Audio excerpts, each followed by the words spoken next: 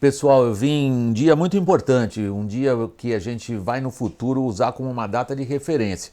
Pode-se dizer, acho que sem exagero, que é nessa terça-feira, 5 de novembro, que o governo Bolsonaro mostrou o que realmente quer fazer. E ele levou ao Congresso, o próprio presidente foi ao Congresso, entregou lá uma série de projetos. Eu não vou entrar em todos os detalhes, isso aí tudo vocês conferem na internet. Eu vou ficar no plano mais geral, porque ele marca de forma muito nítida qual é a ideia que esse governo tem para transformar o país a partir de uma transformação do Estado brasileiro. É hiper ambicioso. Se vai dar certo ou não, a gente vai conversando aqui ao longo do comentário. Veja só, o que o governo quer fazer? O que ele colocou na mesa aí depois da reforma da Previdência, que, como eu tenho dito, a reforma da Previdência não era um plano de governo, era uma medida absolutamente necessária para o país não cair no buraco. Não dava para falar que aquilo era um programa de governo, aquilo era dar uma consertada inicial na questão fiscal. Agora não, agora veio coisa séria na mesa e a direção é a seguinte: o governo quer mudar o marco institucional mesmo, mexer na Constituição, mexer numa série de leis para lidar com as contas públicas pelas duas pontas. Uma ponta pela qual ele lida com a questão das contas públicas, dos gastos públicos, é isso que está acontecendo, que é muito positivo. Nós vamos para o maior leilão de concessão de poços de petróleo da história recente desse tipo de commodity. As grandes companhias vêm disputar aqui no Brasil, a partir dessa semana, poços do pré-sal, e é uma possível, digamos, um possível ganho de mais de 100 bilhões de reais para o governo. Da mesma maneira, o governo pretende, através de cessões, no caso do petróleo, concessões, no caso de estradas, no caso de ferrovias, no caso de aeroportos, ou de privatização, por exemplo, privatização da Eletrobras, ele arrecada por um lado, ele mexe com a questão do gasto público por um lado. Existe uma proposta muito ambiciosa na mesa agora, e aí a gente começa a falar do que o governo realmente quer, que é a redução de gastos, ou melhor, a racionalização dos gastos a partir do desengessamento do orçamento. A gente sabe que 90% dos gastos do orçamento brasileiro já está fixado por regras. E o que o parlamento faz é perder o ano, metade do ano pelo menos, discutindo o que vai fazer com os outros 7%. Então a ideia do governo é mexer nesse marco institucional e ter mais liberdade para decidir o que faz com o orçamento. Além disso, tem uma proposta de um novo pacto federativo. Ela é altamente complexa, por isso que eu não entro nos detalhes. Significa um novo pacto federativo, uma nova maneira de dividir recursos arrecadados pelos estados, pelos municípios e pela União. Agora é que vem o ponto político mais relevante. A proposta de uma reforma administrativa. Reforma administrativa significa mexer com o funcionalismo público, que são 630 mil almas ativas, fora os inativos. É onde está concentrada a grande capacidade de resistência das corporações em relação a planos para mexer com aquilo que eles consideram que são seus direitos adquiridos e que tem um enorme impacto também nos gastos públicos. Essa proposta de reforma administrativa é de uma enorme ambição política e significa a escolha clara de um adversário a ser combatido do ponto de vista político. O governo pretende reformar as carreiras do funcionalismo público e pretende, através desta reforma, fazer com que uma máquina que, segundo o governo analisa, trabalha apenas em função de si mesma, se transforme numa máquina que devolva algo à altura daquilo que ela tira do bolso de todo contribuinte brasileiro, e vem fazendo isso há mais de 30 anos.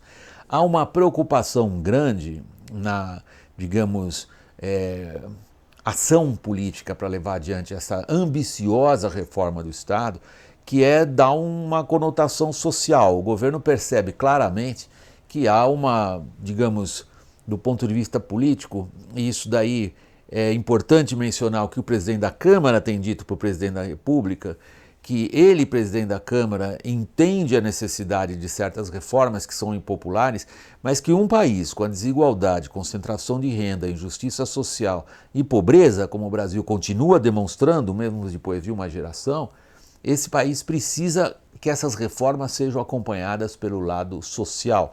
E aí o governo vem com algumas medidas de flanqueamento, seja o FGTS, que é mais, digamos, efêmera, circunstancial, seja com a carteira verde e amarela, seja com programas de formação de emprego.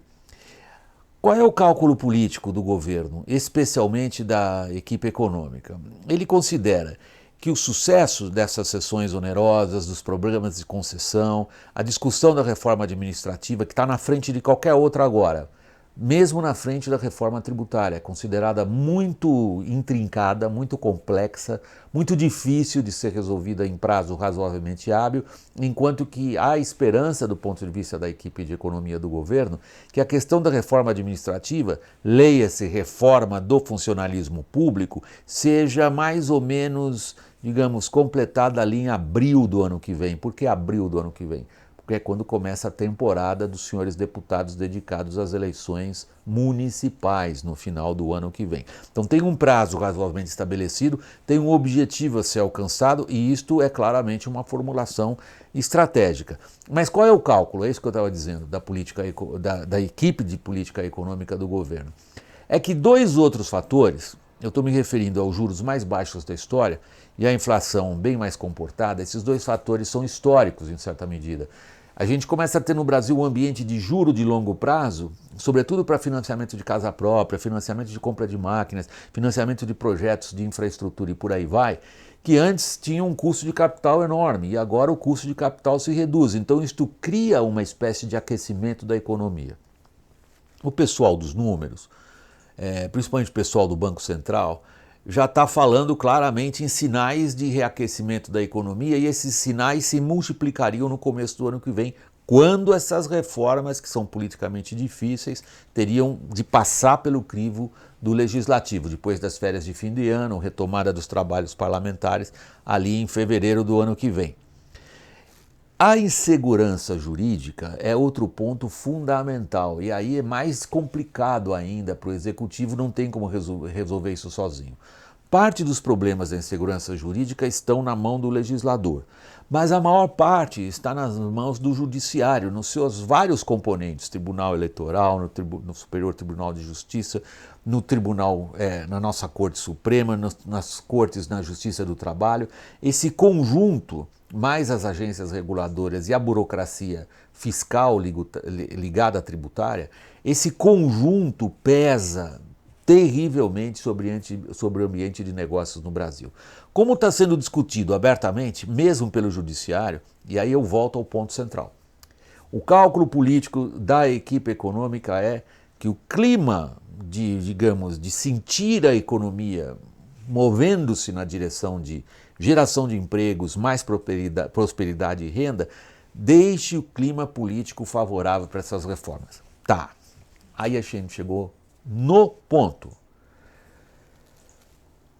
A liderança política é essencial para essas reformas, a liderança política é essencial para que a sociedade trabalhe no sentido de mostrar a importância da reforma administrativa, exerça pressão sobre políticos, especialmente no legislativo.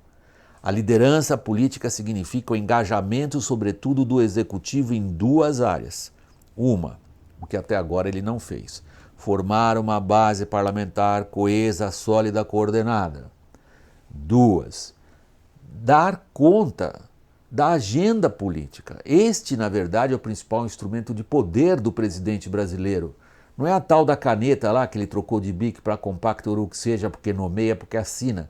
É a possibilidade que o presidente da República no Brasil tem de dizer qual é a agenda política, de dar um rumo e uma direção. Tem havido considerável pressão, sobretudo dos governadores de estado, sobre o presidente da República, cobrando exatamente essa direção, esse rumo, porque a luta política vai ser muito difícil.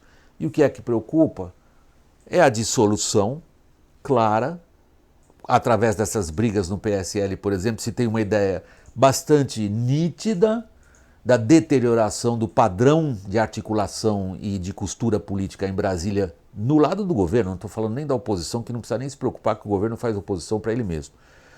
E o outro lado, que é igualmente preocupante, demissões de generais, de oficiais superiores e um ambiente de descontentamento entre aqueles que se consideravam esteios, sustentos, pilares, postes, segurando uma conduta razoavelmente hierarquizada, coordenada, com pensamento estratégico dentro do governo. Para resumir, é muito ambicioso o que o governo está colocando na mesa. São reformas essenciais para aumentar a produtividade do Brasil, tirá-lo dessa estagnação e desse marasmo. São reformas que demandam grande atividade e muita visão política e, sobretudo, liderança. Pode-se dizer que a sociedade, consciente, por exemplo, de tratar da questão fiscal, empurrou os deputados na direção da reforma da Previdência. Mas as reformas que estão propostas agora são ainda mais ambiciosas. Vai haver cobrança da sociedade. Mas o fator essencial para que essas reformas aconteçam é liderança e visão políticas. Pessoal, muito obrigado. Até o próximo vídeo.